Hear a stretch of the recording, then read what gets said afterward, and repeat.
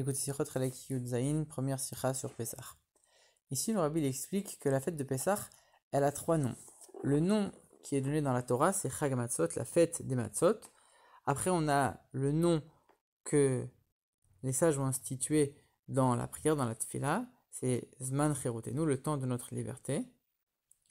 Et enfin, on a le nom le plus courant, qui est le plus répandu, et qui est aussi le plus utilisé par les Chachamim, c'est Chag Pessah, la fête de Pessah. Le Rabbi dit qu'en vérité, la fête de Pessah, elle est centrée sur un sujet central qui se décompose en trois parties, et ces trois parties s'expriment par trois noms. Et l'ordre qu'on a donné, c'est un ordre qui est précis et qui nous apporte un enseignement, comme chaque chose dans la Torah, que même l'ordre des choses de la Torah, c'est un enseignement à part entière. Et donc on a d'abord Chag HaMatzot, après Zman Cherutenu, et après Chag HaPesach, dans l'ordre, d'abord la Torah, après les Chachamim avec la Tfila, et après le langage le plus répandu. Donc le moment de la sortie d'Égypte, c'est, comme on l'a souvent expliqué, c'est la naissance du peuple juif. Et c'est pas uniquement appelé naissance parce que c'est quelque chose qui est a priori la même chose chez chaque peuple, que dès qu'il y a un nouveau peuple, on dit que c'est la naissance d'un peuple. Non, c'est pas seulement ça. Ici, on appelle la sortie d'Égypte, on appelle ça la naissance du peuple juif, parce que les juifs, ils sont devenus une entité complètement différente. Il y a eu un changement profond et intrinsèque dans le peuple juif. Et c'est quoi ce changement? C'est le fait qu'on sort d'Égypte pour recevoir la Torah. Tout le but de la sortie d'Égypte, comme c'est écrit dans le verset, vous sortirez d'Égypte pour servir Dieu sur cette montagne, c'est-à-dire recevoir la Torah au mont Sinaï. C'était le but de la sortie d'Égypte. Et c'est d'ailleurs pour ça qu'on fête la fête de Shavuot cette semaine après Pessah, parce que c'est la suite logique. On est sorti d'Égypte pour après recevoir la Torah. Et donc tout le but de la naissance de ce peuple, la naissance du peuple juif, c'est quoi tout son but? C'est de recevoir la Torah, que ce soit un peuple de Torah.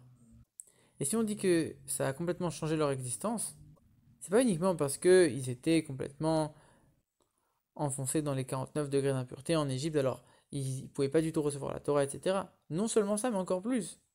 C'est parce que la Torah, c'est le plaisir de Dieu, c'est le trésor de Dieu, c'est quelque chose qui n'a a priori rien à voir avec le monde.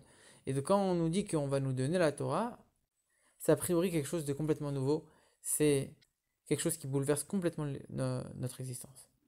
Et ce dévoilement complètement nouveau, ce changement d'existence, il s'est fait en trois étapes qui sont exprimées par ces trois noms qu'on a vus. Et pour bien comprendre ça, le rabbi va donner l'exemple d'un maître qui enseigne à son élève. Il lui enseigne quelque chose qui est complètement nouveau pour lui. C'est pas seulement quelque chose qui est complètement nouveau, c'est quelque chose que l'élève n'aurait jamais pu comprendre. C'est quelque chose de complètement nouveau qu'il n'aurait jamais pu atteindre tout seul. Et il a absolument besoin que son maître vienne lui enseigner et l'éclairer sur ce sujet. Et donc ici aussi, on va retrouver trois étapes. La première étape, c'est que l'élève, il doit tout d'abord s'annuler, c'est-à-dire il va se soumettre, se mettre complètement à l'écoute de ce que le maître a envie de lui transmettre. Il ne va pas se concentrer sur sa propre compréhension, il va se concentrer sur le maître, ce que le maître dit. Et donc il doit complètement s'annuler. Ça, c'est la première étape. Puisque de lui-même, il n'aurait jamais pu atteindre ce niveau-là, il a besoin de se coller et de s'unir complètement au niveau du maître. Cette première étape, le rabbi il compare à ce que la Gemara dit que seul un ustensile qui est vide peut contenir et peut recevoir. Donc on doit se faire vite pour pouvoir recevoir. La deuxième étape, c'est que l'élève il doit utiliser ses propres forces, il doit s'investir et essayer de comprendre afin d'intégrer profondément l'idée que le maître essaye de lui transmettre. Alors du coup, c'est vrai, on a dit qu'il n'y a qu'un ustensile vide qui peut recevoir. Mais il faut qu'il soit un ustensile complet, ça veut dire qu'il faut qu'il soit parfait, il ne faut pas qu'il y ait de trous, etc. Ça veut dire que l'élève il doit utiliser ses propres capacités. Et enfin, la troisième étape, comme on l'a dit, le but c'est que l'élève il arrive à comprendre l'enseignement profond du maître. Et comme il n'est pas encore au niveau, le maître il doit s'abaisser pour lui transmettre, etc.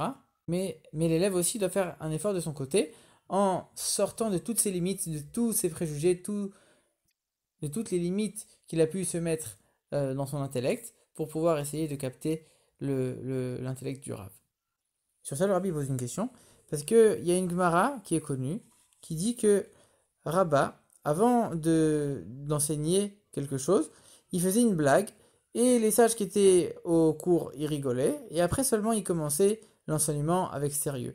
Et donc ici, le Rabbi dit, a priori, on voit qu'il y a d'abord la blague, et après le sérieux.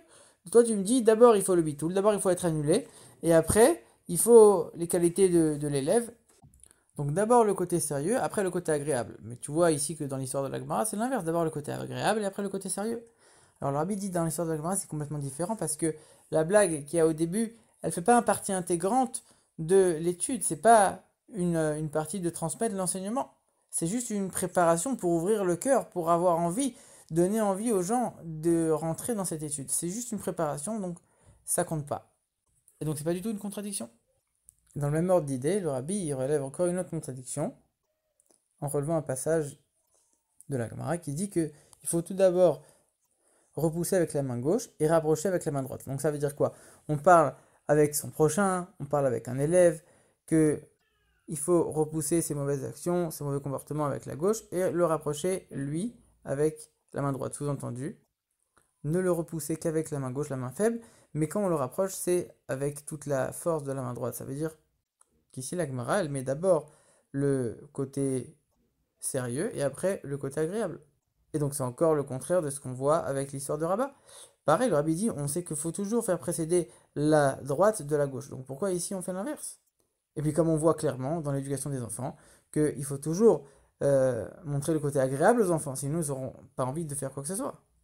C'est ce que le Rambam dit clairement, que pour qu'un enfant il étudie, il faut d'abord lui donner des sucreries, etc.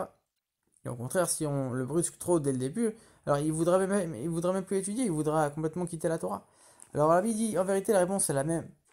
Tout ce qui est uniquement une préparation pour rapprocher et donner envie et faire rentrer dans l'étude, ça, on rentre pas on compte pas ça comme une partie de l'étude en elle-même. Et une fois qu'on rentre dans les premières étapes de l'étude en elle-même, alors là, on est d'accord que la première étape, c'est le côté sérieux, le côté annulation. Et donc si on voit que ces trois étapes, elles sont vraies pour un nouvel enseignement, alors à plus forte raison que ces trois étapes, elles s'appliquent aussi pour ce qu'on a dit tout à l'heure, que le peuple juif il a complètement changé d'existence au moment de la sortie d'Égypte. Donc comme on l'a dit, le but c'était de servir Dieu sur cette montagne, donc recevoir la Torah à Mont Sinaï. Et donc la première étape c'est, comme on l'a dit, servir Dieu. C'est-à-dire on souligne ici le fait qu'on est les serviteurs de Dieu. On doit s'annuler, se soumettre à Dieu. C'est la première étape comme on l'a vu. Et la deuxième étape c'est qu'il faut savoir que le fait de servir Dieu et de se soumettre à lui, c'est pas quelque chose qui va nous briser et qui va nous emprisonner et qui va nous mépriser, shalom. Le fait de servir Dieu en vérité, c'est notre vraie liberté. Pourquoi? Parce que le juif, il est comparé à un poisson et la Torah, elle est comparée à l'eau. Un poisson, il est forcément bien dans l'eau. Et un juif qui fait pas la Torah et les mitzvot, c'est comme un poisson qui sort de l'eau, c'est un poisson qui souffre. On dit celui qui est libre, c'est celui qui étudie la Torah. A priori, la Torah, c'est quelque chose, comme on l'a dit, c'est un service, c'est quelque chose, faut être un serviteur, c'est dur. Quand on voit la véritable nature d'un juif, la nature d'un juif, c'est, comme on l'a dit, le poisson, il est bien que dans l'eau. La nature d'un juif, c'est d'être bien que dans la Torah. Donc forcément qu'il sera à l'aise dans le service de Dieu, puisque c'est sa nature. Et tout celui qui croit qu'il sera plus libre en faisant une vie sans Torah, en vérité, il est en train de rendre sa vie encore plus difficile, comme le rabbi le dit souvent. Ensuite, on a la troisième étape, que par le don de la Torah, le changement qui a eu lieu dans le peuple juif, c'est pas un changement qui est limité, c'est un changement qui est illimité. C'est vrai que nous, le service qu'on fait, c'est un service qui est limité, mais on sert Dieu. C'est la Torah, c'est Dieu qui nous l'a donné, on s'attache à Dieu. Et Dieu, il est illimité. Oui, il est sans limite plutôt. Et donc on passe dans une autre dimension complètement à partir du moment où on reçoit la Torah. Et quand on regarde bien, c'est ça, les trois noms qu'on a dit. Premier nom, c'est Chag HaMatzot, dans l'ordre. La matzah, c'est ce qui est complètement plat, ce qui n'a pas gonflé. Ça représente le fait de se soumettre. Première étape, comme on l'a vu. Deuxième étape, Zman Cherotenu, le temps de notre liberté. C'est le fait qu'on va se sentir vraiment libre quand on sera les serviteurs de Dieu. S'accomplir pleinement dans la Torah. Et troisième étape, c'est Pessar. Pessar, ça veut dire sauter. Sauter toutes les étapes. On va passer dans une autre dimension complètement quand on va commencer à s'attacher à Dieu. On sort de toutes les limites et de toutes les mesures possibles et imaginables. Alors, l'enseignement qu'on peut tirer de tout ça dans le service de Dieu, il est le suivant. Il faut savoir que le début et la base de tout, c'est la crainte de Dieu, c'est le fait d'être soumis à Dieu, de faire ce que Dieu veut. Ça, c'est la base de tout.